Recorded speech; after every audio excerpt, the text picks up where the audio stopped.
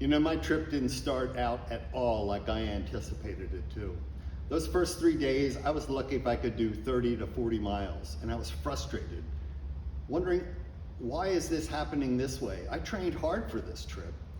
But I remember that fourth day, wondering how far I was going to get, already 60 to 70 miles behind schedule.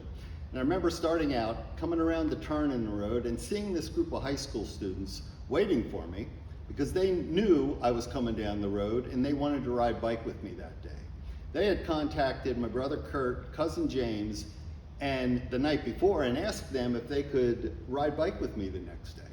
And they said, sure, it'd be great to have someone out there. He's frustrated, he's struggling.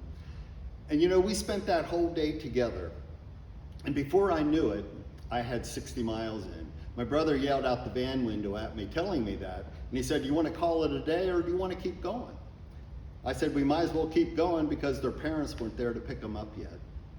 And you know, that day taught me a big lesson.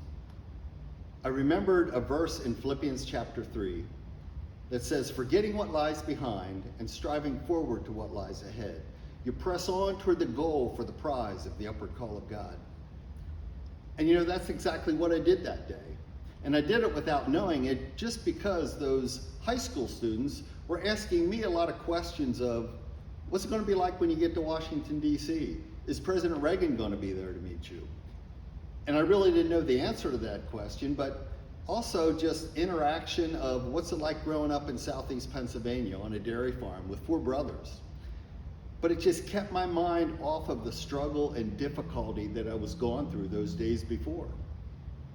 And the lesson I learned that day got me through the rest of that summer. But it taught me that you need a community of people around you to help you keep rolling on, to roll forward, to make it through life. And I think that's so important.